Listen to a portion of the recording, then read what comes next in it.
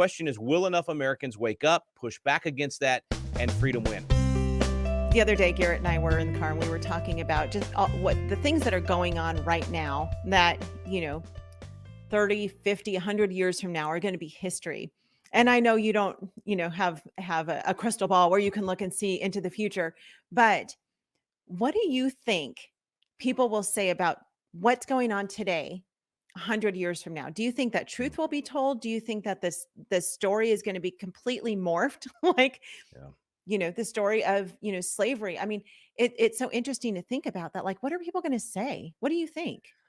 Well, I hope that what they say is that in 2020, the world was run by the most highly educated idiots in the history of the world, and they'll quote Romans 1:22, professing themselves to be wise, they became fools. Yeah. And I think because we rejected God's wisdom and the Bible, that's really why we ended up just really foolish Yeah. decisions. I mean, in time, and once people can step out of the fear, they're going to look back and go, I cannot believe y'all did those things.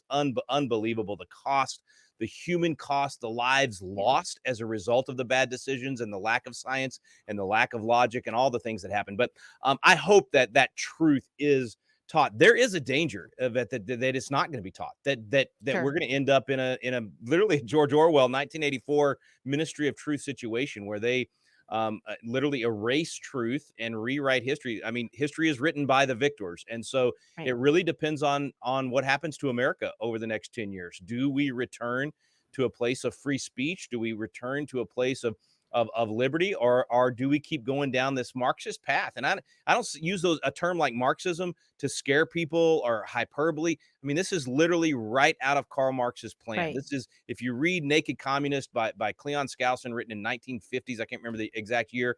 We're watching it happen right now in our nation. And there are people that genuinely believe in socialism and Marxism, and they want America to go that way. And in many ways, they're winning.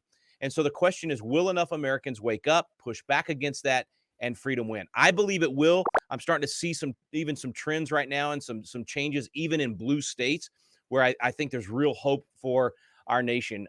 But you're right. There's no crystal ball, and it really depends on what people do. Now, He may have a specific design and plan that's going to change all of that. I do think that Deuteronomy is right in that, if we follow God's principles and we honor God, there are immediate blessings that he put into the laws of nature that we'll reap. If we don't, there are immediate curses and problems and Yeah.